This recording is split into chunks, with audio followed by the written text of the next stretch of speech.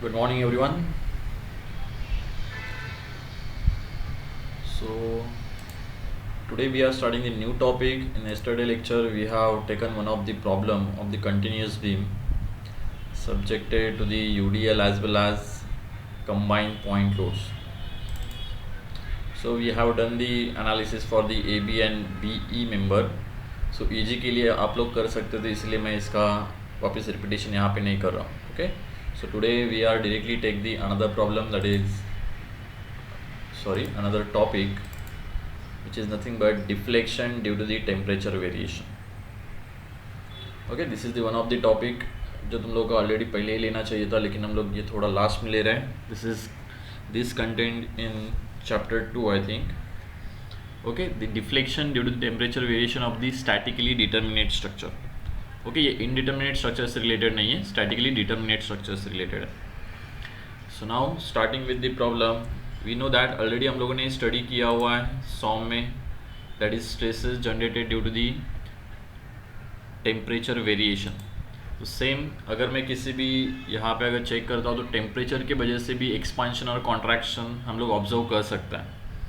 So obviously अगर वहाँ पे डिफरेंस रहेगा आउटर और इनर टेम्परेचर में, तो वहाँ पे बेंडिंग भी पॉसिबल हो सकता है. So there are two types of deflection we can consider. The first one हम लोग यहाँ पे कंसिडर करेंगे, that is a, that is member subjected to uniform rise and fall. Member subjected to uniform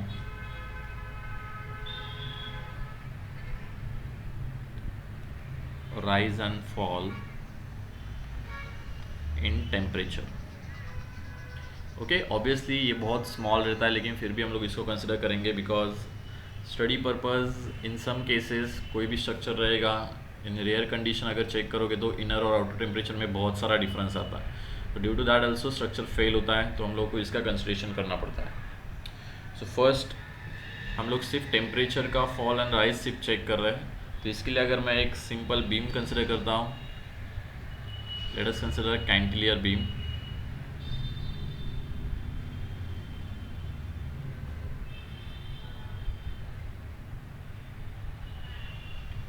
which is exposed to a temperature of T degree Celsius. Okay, एक unknown हम लोग यहाँ पे एज्यूम कर लेते हैं T degree Celsius.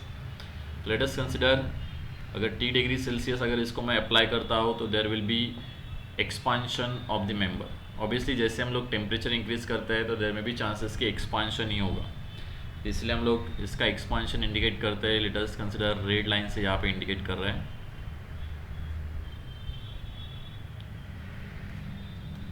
Before expansion ये जो पॉइंट था इसको मैं बी नाम दे रहा हूँ, this is A B member. तो आफ्टर एक्सपांशन ये चला गया बी डैश पॉइंट के ऊपर. तो वॉट एवर ये जो तुम लोगों का रहेगा, let us consider this is the length of the member. और ये जो लेंथ जो तुम लोगों का इंक्रीज हुआ है, that is nothing but delta तुम लोग बोल सकते हो, that is deflection occurred in the member. Okay, अगर टेम्परेचर सिर्फ राइज और फॉल हो रहा है तो there will be only axial deformation, ध्यान में रखना. तो due to that temperature, average temperature जो सेक्शन के ऊपर अप्लाई होगा उससे सिर्फ एक्सपांशन या फिर कॉन्ट्रैक्शन पॉसिबल है. अगर वहाँ पे इंक्रीजिंग टेम्परेचर है तो वहाँ पे एक्सपांशन होगा, डिक्रीज होगा तो there will be contraction. So this free expansion, इसको हम लोग बोलते हैं free expansion. Okay, free expansion मतलब बिकॉज अगर यहाँ पे फिक्स सपोर्ट रहता था तो ये एक्सपांड नहीं हो सकता था. तो ये यहाँ फ्री सपोर्ट है तो इसके लिए हम लोग इसको फ्री एक्सपांशन बोलते हैं. और वो फ्री एक्सपांशन ऑलरेडी हम लोगों ने सॉम में भी कैलकुलेट किया था, that is delta will be equals to, it depends on the three values, that is one is coefficient of temperature जो हम लोगों ने यूज़ किया था, then actual temperature present and the length of the member. ये तीन चीज़ें जो जाएंगी उसके ऊपर ये एक्सियल डिफॉर्मेशन डिपेंड रहेगा. अभी अगर टेम्परेचर वेरिएशन है अपर साइड के ऊपर और लोअर साइड के ऊपर अगर अलग अलग है तो we will consider the average temperature. Okay, because section के ऊपर कितना टेम्परेचर आ रहा है एवरेज, उसके ऊपर ये एक्सियल डिफॉर्मेशन डिपेंड रहेगा. So this is the first deformation हम लोग बोल सकते हैं. वेयर एज सेकेंड वन अगर हम लोग चेक करेंगे तो that is nothing but member subjected to non uniform temperature. We can say this is B. member subjected to non-uniform temperature variation.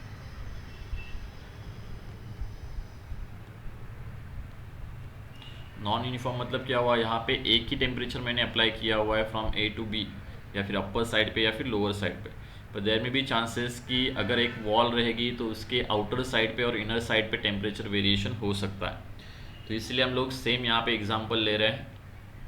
Let us consider the beam, cantilever beam,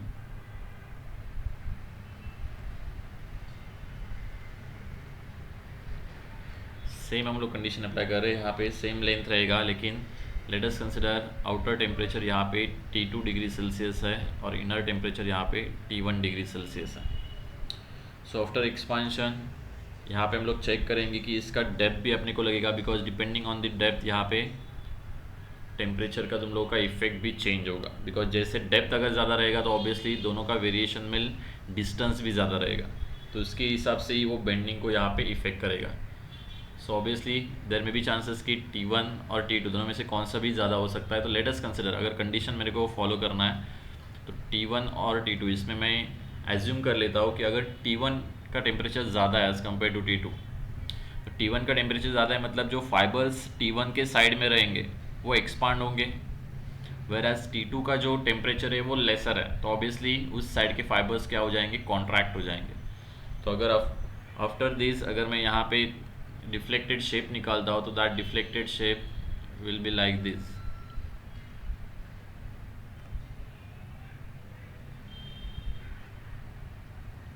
there will be bending in the member.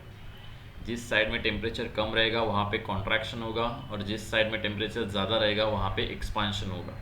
तो this deflection, vertical deflection जो है वो हम लोग निकाल सकते हैं, okay, that is due to the bending. तो दैट नथिंग बट यहाँ पे हम लोग एक टर्म यूज करते हैं, that is temperature gradient.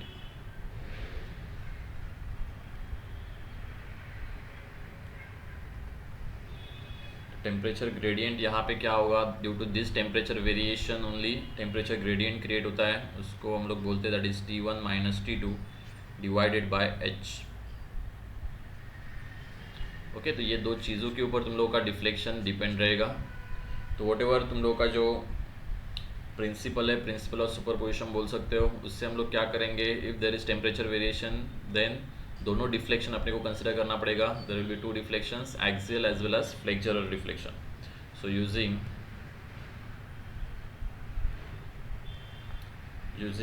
Principal of virtual work, principle of virtual work, इसमें हम लोग वर्चुअल वर्क प्रिंसिपल यूज़ करने वाले। वर्चुअल वर्क मतलब जहाँ पे हम लोग यूनिट लोड अप्लाई करता है, okay, that displacement, actual displacement हम लोग बोल सकते हैं, delta will be equals to axial displacement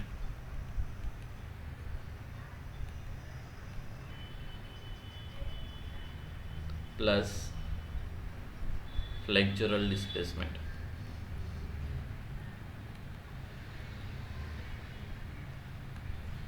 दोनों का हम लोग एडिशन करेंगे। It is totally formula based, तो इसीलिए हम लोग बोल सकते हैं दैट इज़ एक्सियल डिफॉर्मेशन जो अकर्ड होगा वो रहेगा that is alpha into T average multiply by area of AFD। तो एरिया ऑफ AFD को मैं यहाँ पे लेट अस कंसीडर, यहाँ पे पहले एरिया ऑफ AFD लिख देता हूँ, फिर हम लोग शॉर्ट फॉर्म लिखेंगे, प्लस फ्लेक्चरर जो डिपेंड रहेगा it will depend on the bending moment diagram. तो यहाँ पे हम लोग बोल सकते हैं it is also depend on the alpha, then delta T divided by H which is nothing but temperature gradient multiply by area of bending moment diagram, area of BMD। इसको हम लोग अगर सिंप्लीफाई करते हैं तो इसको हम लोग डायरेक्टली लिख सकते हैं, will be equals to, formula अगर रेडी करना है तो that will be alpha into T average multiply by N bar, N bar मतलब area of the axial force diagram, plus alpha into delta T divided by H multiply by M bar, that is area of bending moment diagram. अभी देखो तुम लोगों को जो formula दिया हुआ है ये वैरी करेगा बुक टू बुक, बिकॉज हर एक बुक में तुम लोगों के लिए मेथड्स अलग अलग हैं। तो सबसे सिंपलेस्ट मेथड आई थिंक यही मेथड मेरे को लगा है, तो इसीलिए हम लोग ये मेथड से ही जाएंगे, that is we will draw the bending moment diagram और axial force diagram. Okay, whatever ये एक्सियल फोर्स और बेंडिंग मोमेंट डायग्राम जो हम लोग ड्रॉ कर रहे हैं, it is for the unit load application. As we can see यहाँ पे हम लोगों ने क्या बोला है, using the principle of virtual work, जहाँ पे तुम लोगों को डिफ्लेक्शन चाहिए, इट में बी रोटेशन और इट में बी वर्टिकल और horizontal deflection, in that direction we will apply the unit load, and due to that unit load अपने को जो एक्सियल फोर्स डायग्राम मिलेगा या फिर बेंडिंग मोमेंट डायग्राम मिलेगा, उससे हम लोग डायरेक्टली ये डेल्टा फाइंड आउट करेंगे। ओके, तो ध्यान में रखना एक ही कौन सा तो कंसेप्ट फॉलो करो, बिकॉज बाकी के बुक में तुम लोगों को ये डायग्राम ड्रॉ करने का मेथड नहीं दिया है, directly we will take the integration. तो उस मेथड से किया तो भी कुछ प्रॉब्लम नहीं है, लेकिन उससे ज़्यादा ये तुम लोगों को थोड़ा सिंपल लगेगा। Okay, because unit load apply करने वाले तो हर बार तुम लोगों को बेंडिंग मोमेंट डायग्राम और एक्सियल फोर्स डायग्राम यूनिट में ही मिलेगी मोस्टली, तो इसलिए हम लोग मोस्टली यही फॉलो करेंगे। तो अभी देखो यहाँ पे कौन कौन से यहाँ पे टर्म्स देखो, अल्फ़ा मतलब क्या रहेगा या फिर टी एवरेज, एन बार, ये सब तुम लोग लिख के ले सकते हो। That is T average will be equals to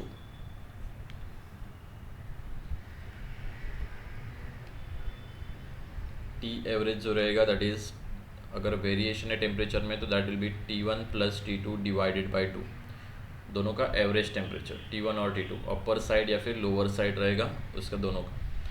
okay, then N bar जो आएगा that is nothing but area of axial force diagram due to the unit load,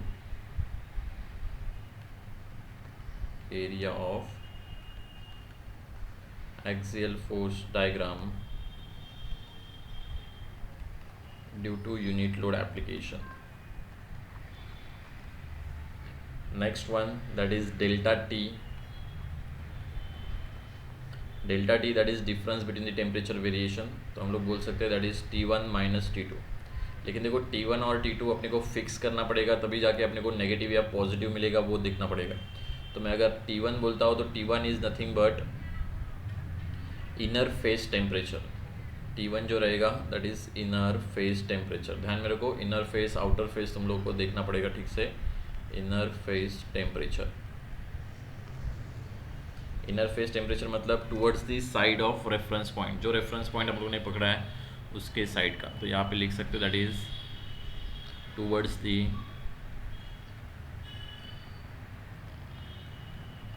side of reference point. जैसे हम लोग बेंडिंग मोमेंट डायग्राम ड्रॉ करने के लिए, या फिर ऑब्वियसली डेल्टा टी किसके रिलेटेड है, एम बार से, यानी कि फ्लेक्चरल डिफ्लेक्शन से।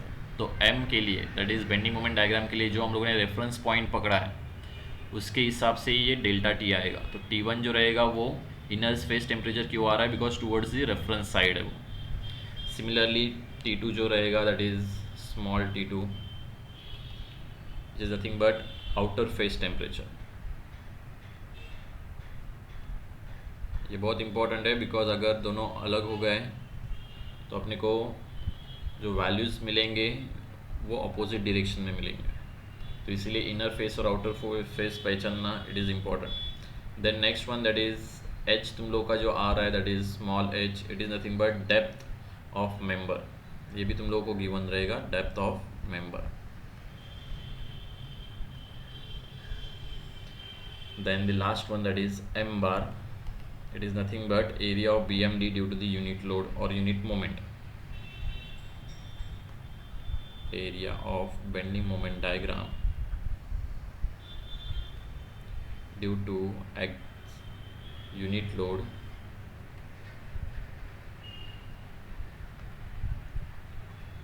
और यूनिट मोमेंट। ठीक है, मोमेंट भी आ सकती है if they ask for the rotation, तो यहाँ पे भी हम लोग बोल सकते हैं यूनिट लोड और यूनिट मोमेंट, दोनों में से जो पूछा रहेगा उसके हिसाब से वो चेंज होगा। देन नेक्स्ट हम लोग बोलेंगे that is sign convention. Obviously sign convention भी तुम लोगों को चाहिए, सो नेक्स्ट इसके लिए हम लोग साइन कन्वेंशन देखेंगे।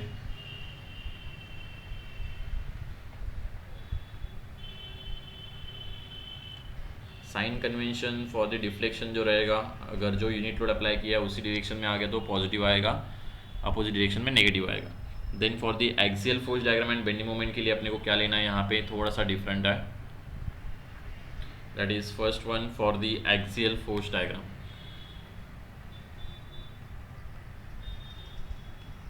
ओके, फॉर्मूला जैसे जनरेट किया उसके हिसाब से इसको वेरी हम लोगों ने किया हुआ है। इसमें हम लोग टेंशन पॉजिटिव लेते हैं। टेंशन पॉजिटिव लेने का मतलब क्या है, बिकॉज हम लोग यहाँ पे एक्सपांशन पॉजिटिव पकड़ते हैं और टेंशन की वजह से एक्सपांशन आ रहा है, इसलिए हम लोग यहाँ पे tension positive and compression negative ले रहे हैं। देखिए नॉर्मल डायग्राम में एसएफडी बीएमडी हम लोग जब निकालते हैं तो ये अपोजिट रहता है। सेकेंड वन हम लोग for the bending moment diagram, उसके लिए एज इट इज जो हम लोग करते आ रहे थे, दैट इज सैगिंग पॉजिटिव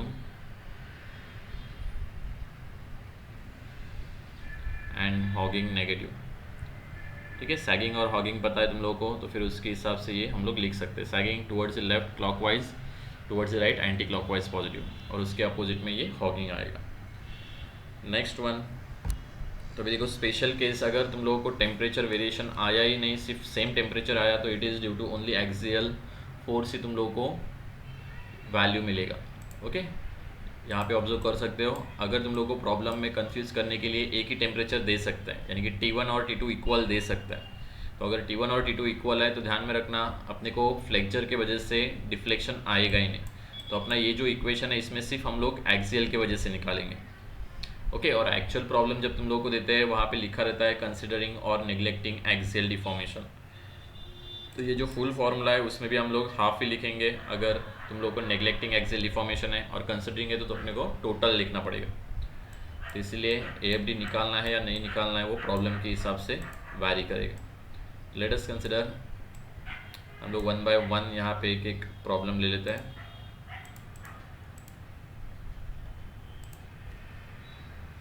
एक सिंपल, एक भी प्रॉब्लम तुम लोगों ने ठीक से किया तो भी इनफ है, इसलिए ध्यान दो यहाँ पे। For the rigid jointed frame subjected to temperature variation, लिख के ले लेते हैं। For rigid jointed frame subjected to temperature variation,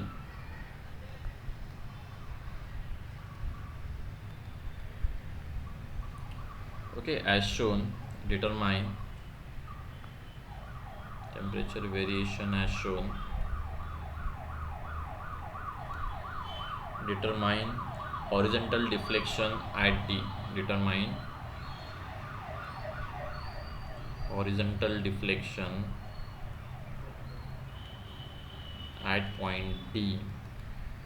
okay, horizontal vertical ये भी बहुत इंपॉर्टेंट है बिकॉज उसके हिसाब से हम लोग यूनिट लोड अप्लाई करने वाले। एज्यूम कुछ वैल्यूज दिए हुए यहाँ पे, assume alpha is equals to 12 into 10⁻⁻⁶ per degree Celsius. Okay, per degree Celsius इसका यूनिट है, ऑलरेडी तुम लोगों ने देखा होगा ये वैल्यू। ये स्टील के लिए तुम लोग का वैल्यू है, ये कांस्टेंट रहेगा। किसी भी मटेरियल का टेम्परेचर कोएफिशिएंट कांस्टेंट रहता है, तो नॉर्मली अपने को स्टील का ही दिया रहता है। अगर तुम लोग को एग्जाम में मटेरियल स्टील दिया हुआ है तो फिर वहाँ पे अगर अल्फ़ा नहीं दिया रहेगा तो तुम लोग एज्यूम कर सकते हो it is 12 into 10⁻⁻⁶। Then depth of all members दिया हुआ है, depth of all members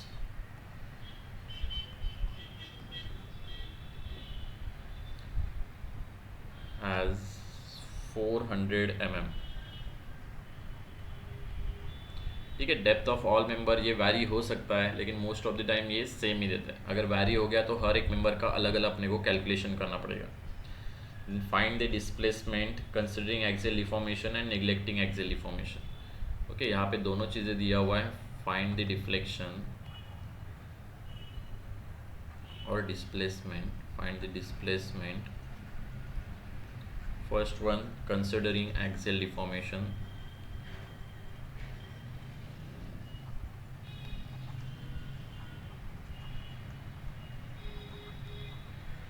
second दिया हुआ है अपने को neglecting axial deformation.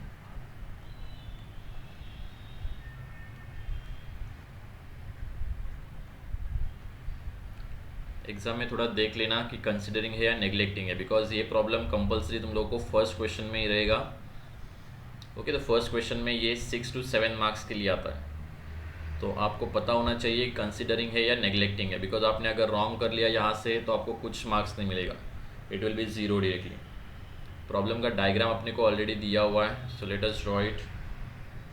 It is a frame, directly हम लोग फ्रेम ही ले रहे हैं बिकॉज इतना कुछ वेरिएशन नहीं है बीम और फ्रेम में, तो most of the time frame ही पूछते हैं यहाँ पे। बीम का भी लिया तो कुछ चेंज नहीं आएगा इतना। Late us consider at point A, यहाँ पे फिक्स दिया हुआ है। ध्यान में रखना this method is only applicable for the statically determinate structure. तो पहले चेक करना कि ये स्टैटिकली डिटर्मिनेट है कि नहीं।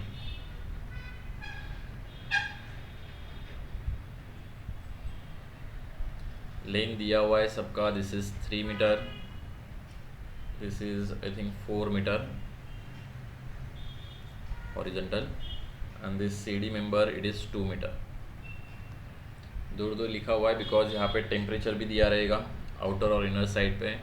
तो AB के लिए यहाँ पे टेम्परेचर अलग अलग दिया है, 10 डिग्री सेल्सियस आउटर साइड के ऊपर और इनर साइड्स के ऊपर 30 डिग्री सेल्सियस।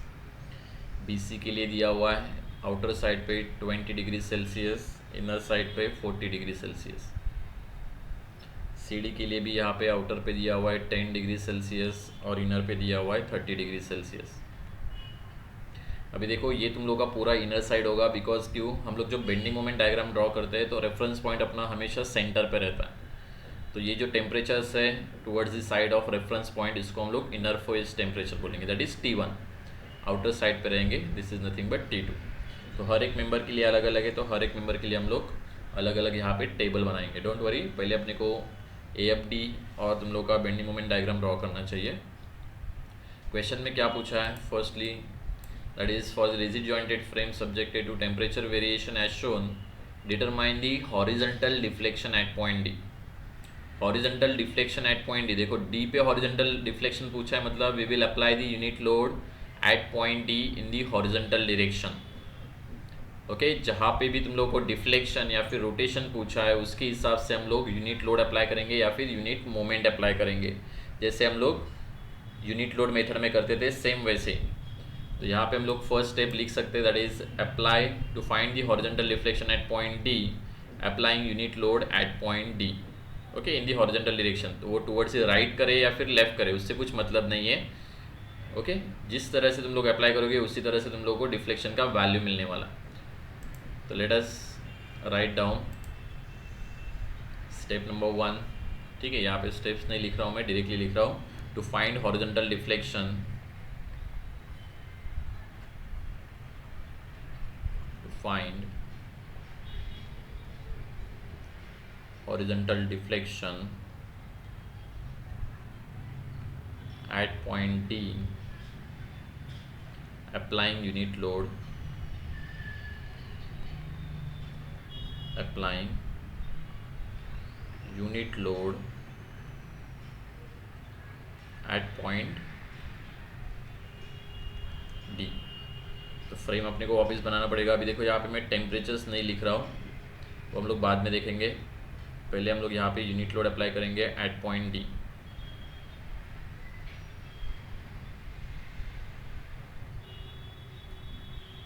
तो लेट अस कंसिडर, बिकॉज यहाँ पे कुछ एक्सटर्नल लोडिंग नहीं है, तुम लोग के मुंबई यूनिवर्सिटी के सिलेबस में कुछ एक्सटर्नल लोडिंग का कुछ ये दिया नहीं है, लेकिन बाकी यूनिवर्सिटीज़ का अगर चेक करोगे तो वहाँ पे external loading plus temperature variation दोनों एक साथ देते हैं। एक्सटर्नल लोडिंग भी आ गया तो we can find out by using unit load method, तो इसलिए इसको वर्चुअल वर्क मेथड से ही सॉल्व किया जाता है। दिस इज़ अपने पास है, this is 3 metre, this is 4 metre और ये 2 मीटर। तो हम लोग यहाँ पे क्या करते हैं, we will apply the unit load for the D direction. तो D के लिए यूनिट लोड देखो हॉरिजॉन्टल में अप्लाई करना है, टुवर्ड्स द लेफ्ट करो या फिर टुवर्ड्स द राइट करो, इससे कुछ मतलब नहीं है, बिकॉज अगर तुम लोग टुवर्ड्स द राइट कर रहे हो तो तुम लोग को आंसर भी टुवर्ड्स द राइट के डायरेक्शन में ही मिलेगा। This is 1 kilometre. तो 1 किलोमीटर अगर हम लोगों ने अप्लाई किया है खुद से, तो इसलिए यहाँ पे तुम लोगों को वापस रिएक्शंस मिलेंगे। तो देखो यहाँ पे रिएक्शन निकालना पड़ेगा एट पॉइंट ए। एक्चुअल में अपने को टोटल फ्री बॉडी डायग्राम निकालना है, लेकिन फर्स्ट अपना स्टेप क्या रहता है, we will find out the reaction at the supports. तो यहाँ पे अगर समेशन ऑफ हॉरिजॉन्टल फोर्सेस अगर हम लोग करते हैं तो देखो बीच में कोई लोडिंग नहीं रहेगा, तो यहाँ पे कैलकुलेशन करने की जरूरत नहीं, हम लोग फटक से डायरेक्टली निकाल सकते हैं। If you take this summation of horizontal forces तो यहाँ पे अपने मिल के जाएगा horizontal reaction of 1 kilonewton towards the left. If you take this summation of vertical forces, कोई वर्टिकल फोर्स नहीं है तो ये मिल जाएगा 0। इफ़ यू टेक मोमेंट, देखो अपने को ए पॉइंट के ऊपर मोमेंट चाहिए, तो ए पे मोमेंट लेके देख रहे हैं हम लोग। देखो ये 1 इंटू 1 मीटर, ये इतना 1 मीटर ही रहेगा, तो 1 इंटू 1 मीटर क्लॉकवाइज मोमेंट आ रही है, तो उसको अगर 0 करना है तो यहाँ पे क्या रहेगी, anti clockwise moment of 1 kilo newton metre, because actual moment वहाँ पे 1 आ रहा है इसीलिए। Okay, after finding it out we will go for the free body diagram, because अपने को एक्सियल फोर्स डायग्राम और बेंडिंग मोमेंट डायग्राम निकालना है, तो इसीलिए हम लोग यहाँ पे फ्री बॉडी डायग्राम निकालेंगे। सो लेट अस इसके साइड में हम लोग निकाल लेते हैं। We will take black ink only.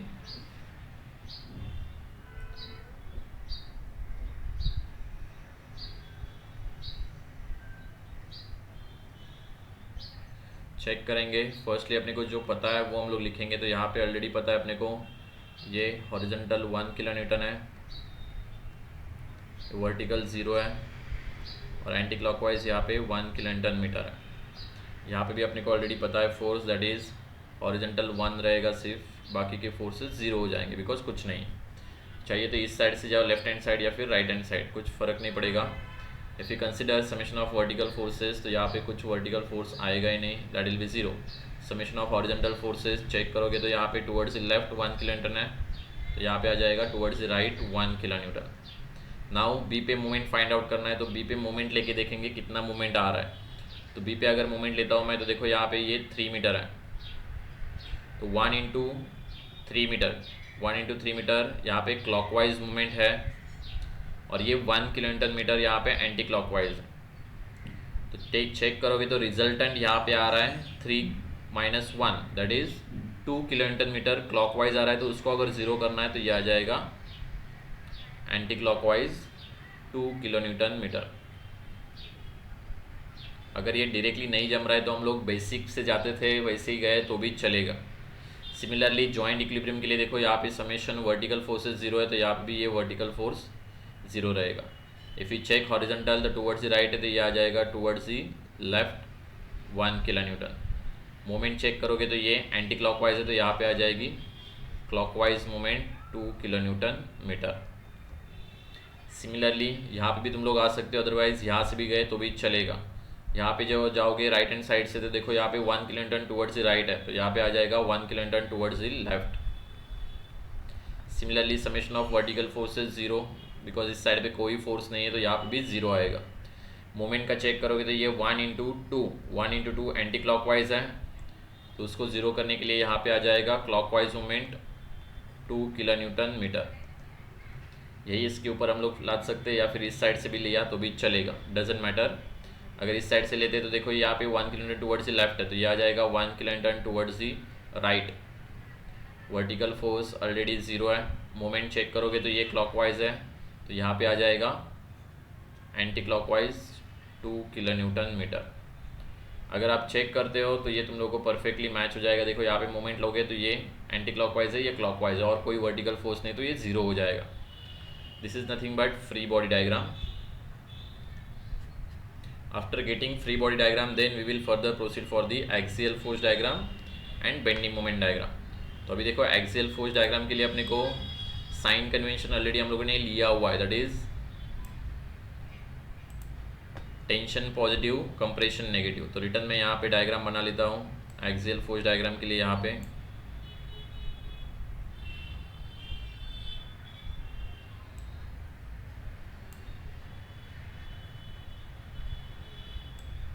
तुम लोग के ऊपर है, सेपरेट पेज के ऊपर लिया तो भी चलेगा। ये इस साइड के ऊपर मैं बेंडिंग मोमेंट डायग्राम के लिए डायग्राम बना लेता हूँ, ठीक है। डायग्राम इतना क्या डिफिकल्ट नहीं रहेगा ये, ओके, बिकॉज मेंबर लोडिंग नहीं है, तो obviously we don't need to consider one point. We can directly take the considering left hand side as well as simultaneously we will consider the right hand side. तो अपने को answer जल्दी से मिल जाएगा. Now if you consider, देखो axial force के लिए अगर कंसिडर करते तो देखो ए बी मेंबर पे कोई एक्सियल फोर्स नहीं है तो दैट विल बी ज़ीरो. तो ए बी के लिए यहाँ पे डायग्राम बनेगा ही नहीं. बी सी पे चेक करोगे तो देखो along the axis 1 kilo newton है, यहाँ पे भी 1 किलो न्यूटन है. दोनों चेक करोगे तो it is forming tension. Tension form कर रहे हैं मतलब क्या हो जाएगा, ये पॉजिटिव रेक्टेंगल बनेगा. वैल्यू कांस्टेंट है तो यहाँ से लेके यहाँ तक ये कांस्टेंट ही होगी और ये बन जाएगा +1. पॉजिटिव क्यों आ रहा है, बिकॉज ये टेंसाइल है 1 kilo Newton. Okay, tension positive ध्यान में रखना, साइन कन्वेंशन अलग है. सी डी के लिए चेक करोगे तो अलोंग द एक्सिस कोई फोर्स नहीं, तो दैट विल बी ज़ीरो. तो this is nothing but axial force diagram. Okay, it is very simple. Second, bending moment diagram. तो बेंडिंग मोमेंट डायग्राम के लिए देखो इतना कुछ कंफ्यूज होने की जरूरत नहीं. We will just put this section in between the points. A और बी के बीच में मैं सेक्शन रख रहा हूँ. लेफ्ट हैंड साइड के कॉर्नर पे देखो कितना है, राइट हैंड साइड के कॉर्नर पे देखो कैसे क्या करेंगे हम लोग. लेफ्ट हैंड साइड पे लेफ्ट हैंड साइड का तुम लोगों का साइन कन्वेंशन यूज़ करेंगे. राइट हैंड साइड के ऊपर राइट हैंड साइड का साइन कन्वेंशन यूज़ करेंगे. ओके, तो बीच में अगर मैं सेक्शन रखता हूँ तो ये तुम लोगों का लेफ्ट हैंड साइड होगा. तो लेफ्ट हैंड साइड के ऊपर चेक करोगे तो इट इज़, चेक करो ये क्या है, क्लॉकवाइज है या एंटी क्लॉकवाइज है. It is anti clockwise. तो लेफ्ट हैंड साइड के ऊपर एंटी क्लॉकवाइज क्या रहता है, इट इज़ नेगेटिव. तो ये जो आएगा तुम लोगों का value, it is -1 kilo newton metre. तो मैं यहाँ पे लिख लेता हूँ, this is 1 kilo newton metre. Similarly अगर तुम लोग चेक करोगे नेक्स्ट वन, सेक्शन बीच में रखा हुआ है मैंने, तो डायरेक्टली अगर मैं राइट हैंड साइड से लेता हूँ ये मोमेंट, तो राइट हैंड साइड पे देखो ये मोमेंट क्या है यहाँ पे, एंटी क्लॉकवाइज. तो राइट हैंड साइड के ऊपर एंटी क्लॉकवाइज क्या रहता है, पॉजिटिव. ओके, तो राइट हैंड साइड के ऊपर 2 किलो न्यूटन मीटर, यहाँ पे क्या आ जाएगा, ये पॉजिटिव. इसका वैल्यू हम लोग बोल सकते हैं this is 2 kilo newton metre. और ऑब्वियसली लोडिंग कुछ नहीं रहेगा तो शियर फोर्स के लिए ये आ जाएगा स्ट्रेट लाइन, बेंडिंग मोमेंट के लिए आ जाएगा इंक्लाइन लाइन. ओके, तो ये हम लोग डायरेक्टली यहाँ पे सिर्फ इंक्लाइन लाइन यहाँ पे ड्रॉ कर रहे हैं.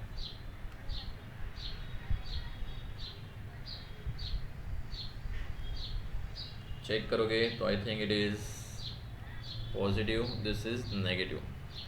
रिटर्न सेकेंड हम लोग चेक करेंगे फॉर दिस. तो यहाँ पे चेक करो कुछ है क्या, यहाँ पे वर्टिकल में फोर्स देखो, सॉरी तुम लोग का ये मोमेंट निकाल रहे हैं ना, तो मोमेंट के लिए हम लोग क्या करेंगे, वापस बीच में सेक्शन रखेंगे. लेफ्ट हैंड साइड के ऊपर ये क्या है, क्लॉकवाइज. तो लेफ्ट हैंड साइड के ऊपर क्लॉकवाइज पॉजिटिव और राइट हैंड साइड के ऊपर ये anti clockwise. Right hand side के ऊपर भी एंटी क्लॉकवाइज क्या रहता है, पॉजिटिव रहता है.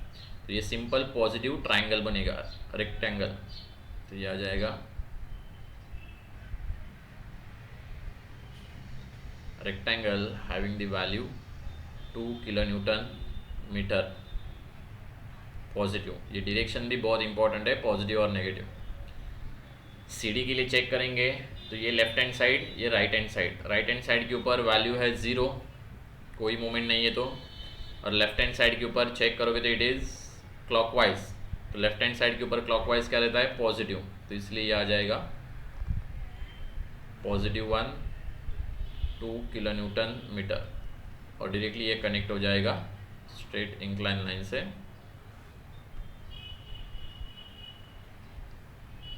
Yes everyone, getting the point? समझ में आ रहा है क्या सबको? This is our bending moment diagram. Okay, ठीक है, सबसे सिंपलेस्ट मेथड है. तो इसलिए कुछ भी डाउट रहेगा तो पूछो, बिकॉज ये कंपलसरी फर्स्ट क्वेश्चन में ही आएगा. तो इतने स्मॉल क्वेश्चन तुम लोग को अगर नहीं आ रहे तो कुछ फ़ायदा नहीं होगा. तो इसलिए जस्ट ट्राई टू अंडरस्टैंड हम लोग क्या कर रहे हैं. मोस्ट ऑफ द चीज़ें हम लोगों ने डिस्कस किया हुआ है ऑलरेडी है. After getting this bending moment diagram, तो देखो अपने को फॉर्मूला ऑलरेडी गिवन है, दैट इज़ तुम लोग का डेल्टा जो रहेगा that is using principle of virtual work.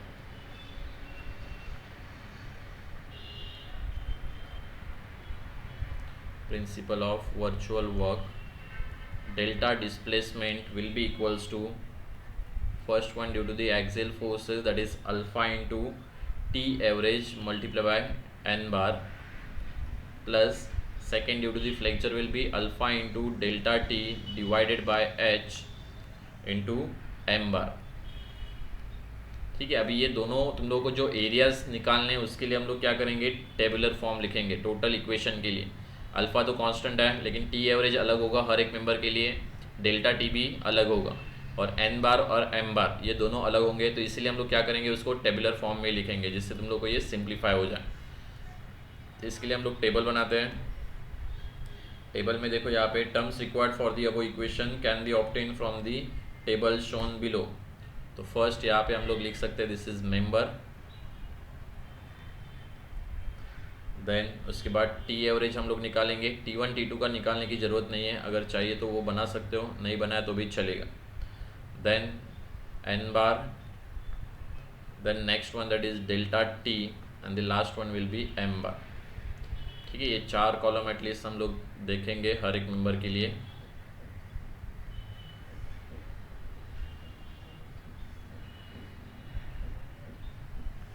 Tabular form में लिखोगे तो यहाँ पे मिस्टेक्स होने के चांसेस बहुत कम आएंगे, बिकॉज अगर टोटल अगर हम लोग डायरेक्टली इक्वेशन में लिखते हैं तो देयर में भी चांसेस ऑफ मिस्टेक। तो मेंबर चेक करोगे तो यहाँ पे 3 ही मेंबर हैं, that is A B B C and C D.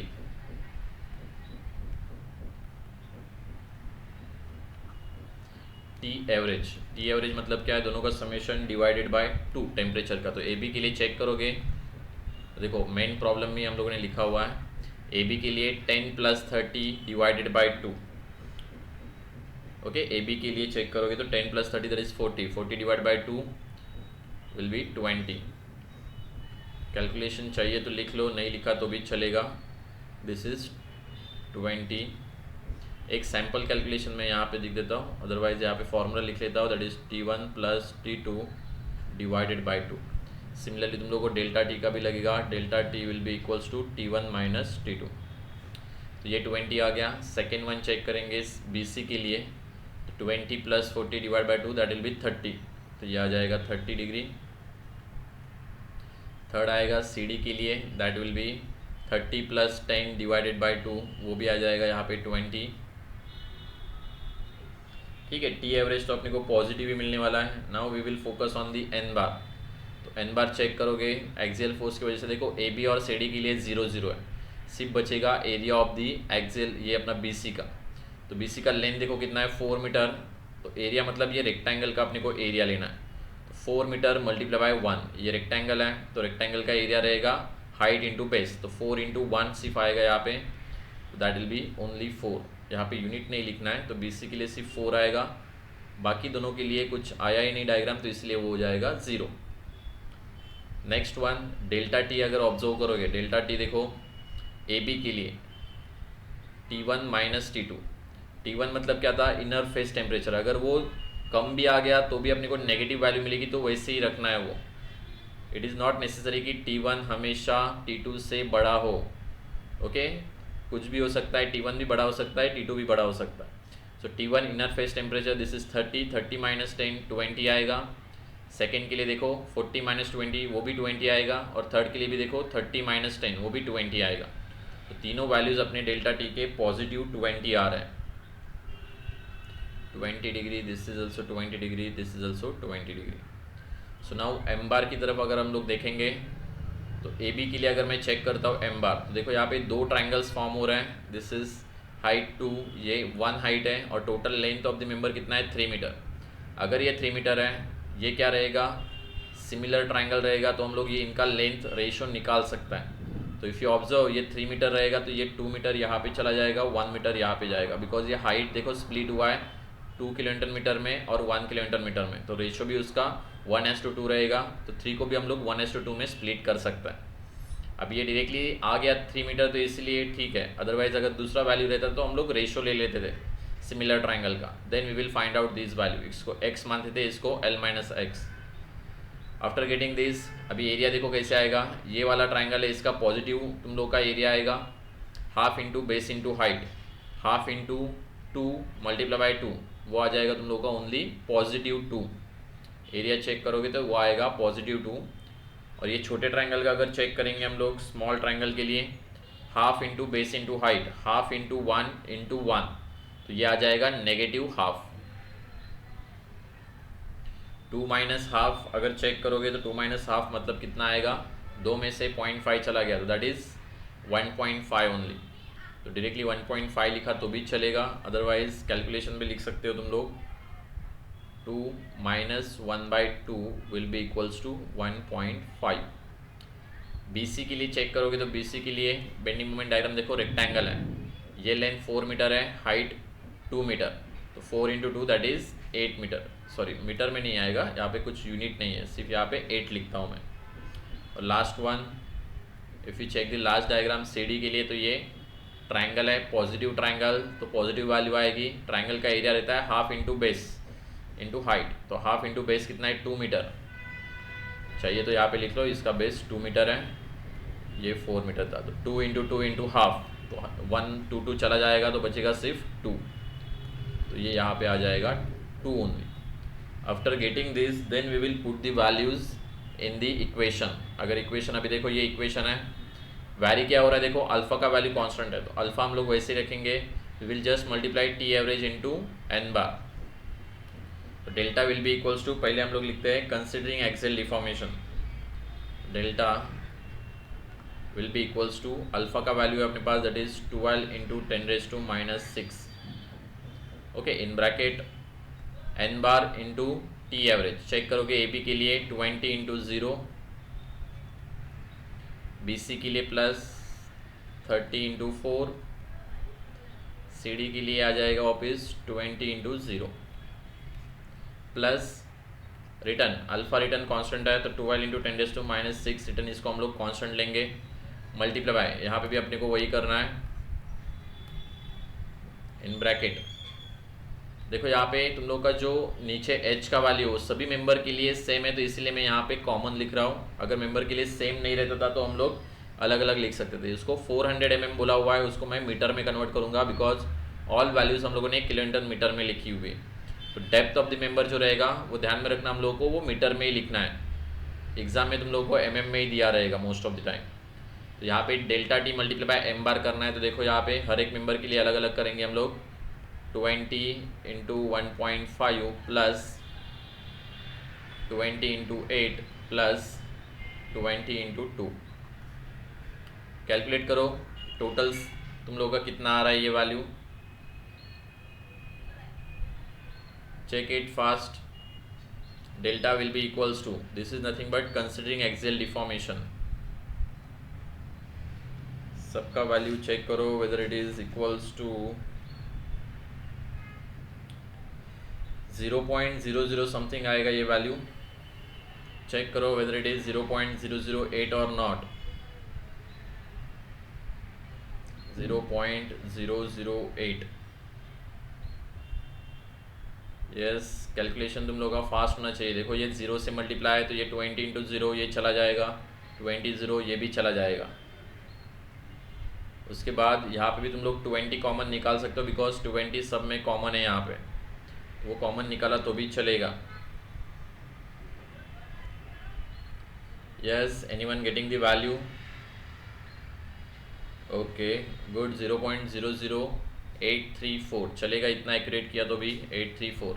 अभी यहाँ पे मैं फिक्स नहीं करूँ, अगर तुम लोगों ने फिक्स किया होगा डिजिट्स तो ये यहाँ पे डायरेक्टली 0.008 मिला होगा, ठीक है, ये जो वैल्यू मिला है इट इज़ इन मीटर, ध्यान में रखना ये मीटर में रहता है वैल्यू, तो अगर तुम लोग का आंसर भी मिल रहा है तो वो आंसर एक्यूरेट है कि नहीं ये भी तुम लोग खुद से चेक कर सकते हो, because what is expected result, अगर तुम लोगों का डिफ्लेक्शन है तो मैक्स टू मैक्स डिफ्लेक्शन कितना रहेगा, 1 mm से लेके ज़्यादा से ज़्यादा 20 mm तक रहेगा, कितना भी हम लोग यहाँ पे टेम्परेचर इंक्रीज़ करें डिक्रीज़ करें, तो वैरी करने का कि तुम लोग का ये जो वैल्यू है तुम लोग का इसको पहले चेक करो कि हम लोग को ये आ रहा है कि नहीं बराबर, दिस इज़ 8.4 mm, तो ये 1 to 20 के बीच में एटलीस्ट चाहिए, ऐसा नहीं होना चाहिए कि हम लोग का डिफ्लेक्शन ही 1 मीटर आ रहा है, तो it is obviously it is wrong, because तुम लोग चेक कर सकते हो कि तुम लोग का जो मेंबर है उसका लेंथ ही 3 मीटर है या फिर 4 मीटर है, तो उसमें अगर 1 मीटर का डिफ्लेक्शन हो गया इतने से टेम्परेचर से तो कैसे होगा, तो इसलिए ध्यान में रखना तुम लोग का टेम्परेचर का जो डिफ्लेक्शन है इट शुड बी 1 to 20 या फिर ज़्यादा से ज़्यादा 30 mm, ठीक है, अगर ज़्यादा आ रहा है तो इसका मतलब हम लोगों ने कुछ तो रॉन्ग किया हुआ है, वॉट एवर ये जो मिला हुआ है it is nothing but considering axial deformation.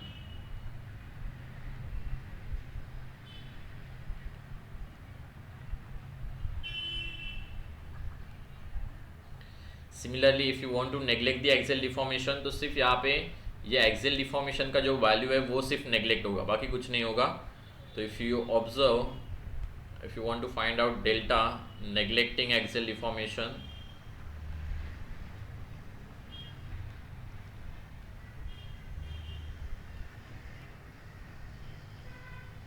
Check करो वैल्यूज कितना आएगा। सिर्फ यहाँ पे डेल्टा जो आएगा it is only due to the flexure.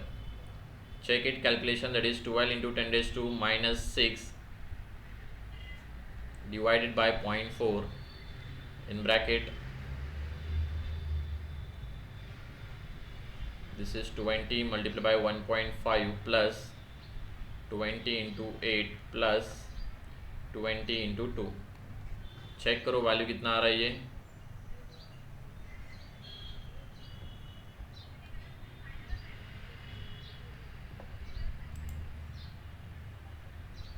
Yes 0.0069, ठीक है। तो मैं इसको 0.007 लिखा तो भी चलेगा, अप्रॉक्सीमेटली एटलीस्ट तुम लोग का मैच होना चाहिए। Okay 0.0069 metre. ओके सब पॉजिटिव आ रहा है, इसका मतलब क्या हुआ, हम लोगों ने जो यूनिट लोड अप्लाई किया है उसके डायरेक्शन में ही तुम लोग का वैल्यूज आ रहा है। ये जब मैं एमएम में लिख रहा हूँ तो यहाँ पे डायरेक्शन भी इंडिकेट करना बहुत इंपॉर्टेंट है। इस डायरेक्शन का भी तुम लोग को मार्क्स है यहाँ पे, तो मैं ये टुवर्ड्स द राइट लिख रहा हूँ। सिमिलरली ये भी जो आएगा ये भी तुम लोग का 6.9 mm आएगा। तो it is also towards the right because वो पॉजिटिव आ रहा है। अगर हम लोगों ने towards the left load apply किया होता तो ये नेगेटिव आता था, तो हम लोग उसको सीधा करके रिटर्न बोल सकते थे, it is 0.0069 metre towards the right. Okay is it simple? कुछ डाउट है इसमें किसी को? Check it.